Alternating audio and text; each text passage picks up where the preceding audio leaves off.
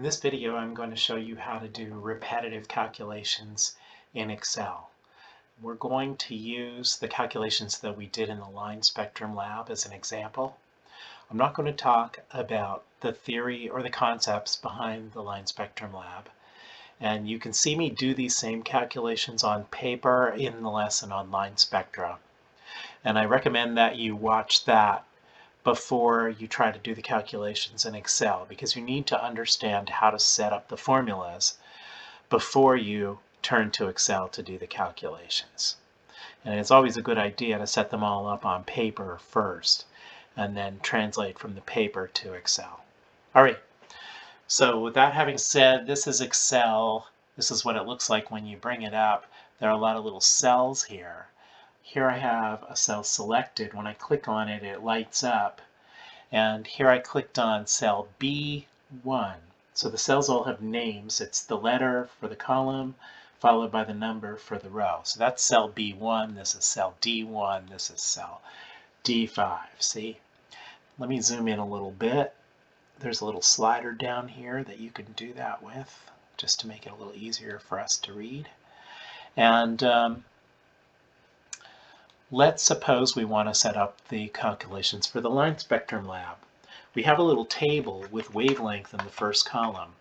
I'm going to type in the name and the units of what I'm going to put in my table.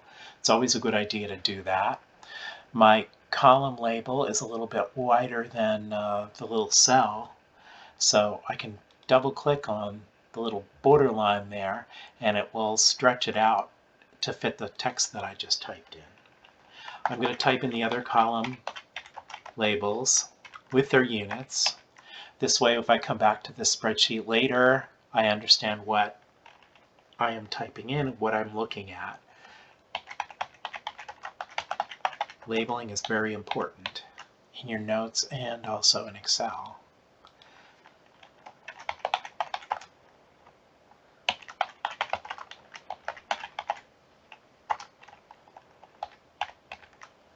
All right, so that'll do it for now. I'm going to type in the wavelengths that we might have measured in lab. These are close to the wavelengths. They might be off a little bit. Doesn't matter. All right. Okay, now to calculate the frequency, we want to actually do a calculation here. And I'm going to have the speed of light divided by the wavelength in meters. So I need the speed of light somewhere. Why don't I put the speed of light down here?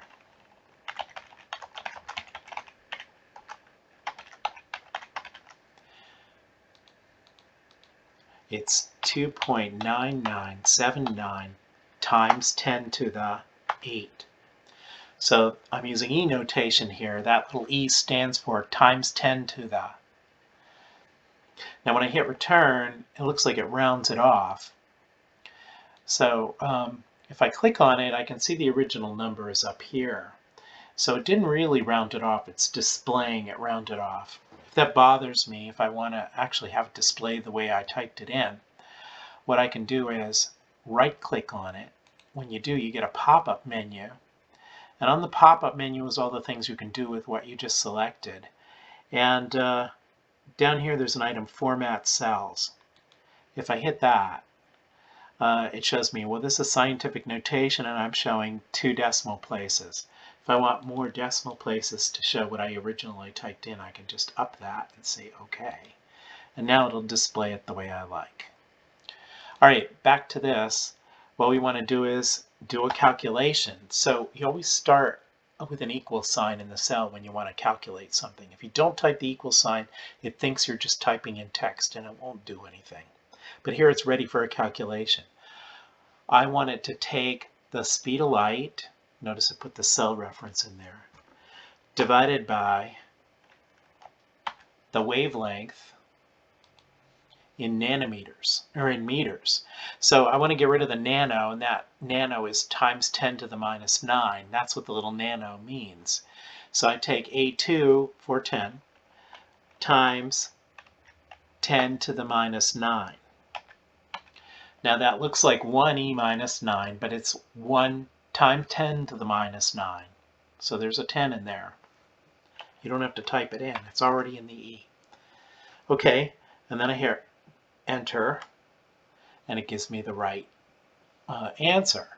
Now Excel has a nice feature where it will let you drag this calculation down and it will automatically redo the calculation for everything in this row.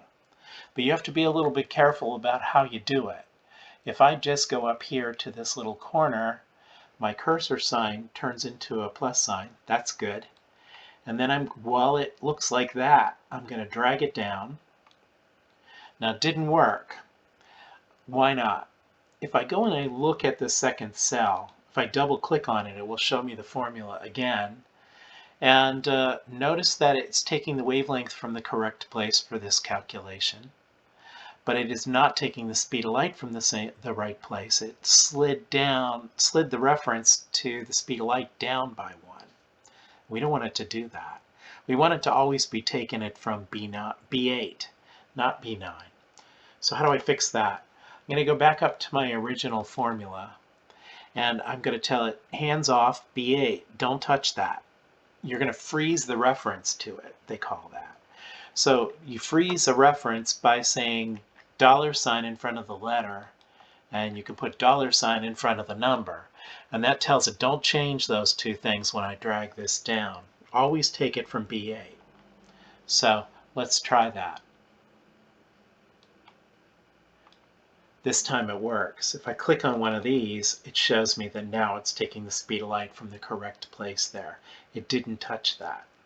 So you got to be careful about freezing the references to constants. Let's see that again with the photon energy. The photon energy is going to be the frequency times Planck's constant. So I need Planck's constant, so let me put a constant down here.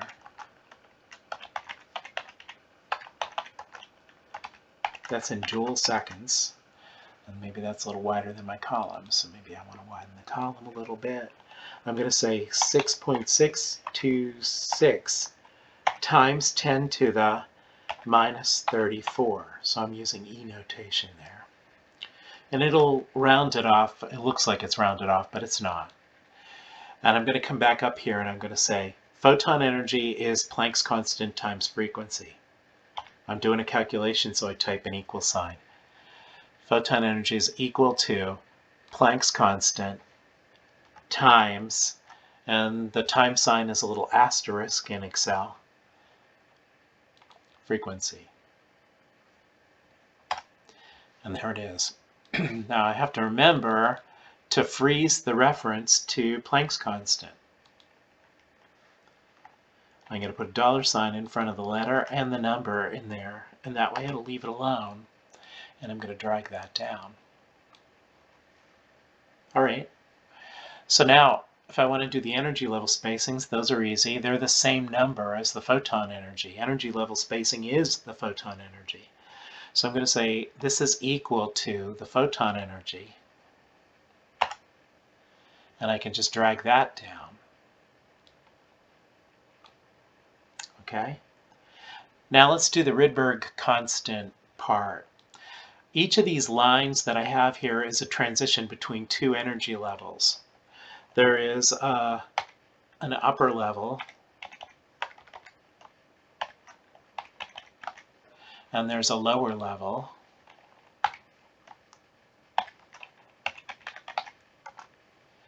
And the upper level for each of these lines you can get from your report form.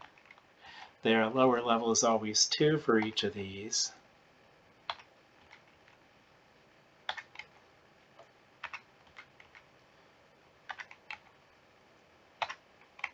So that's, I get that from the report form, these numbers.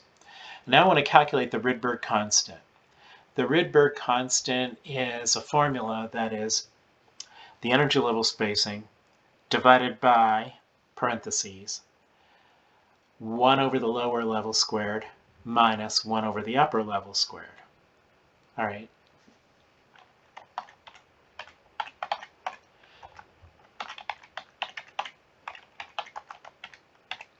Now, if you didn't catch that, go ahead and look at the line spectrum lab, and you'll see in the lab that that's written out on paper for you.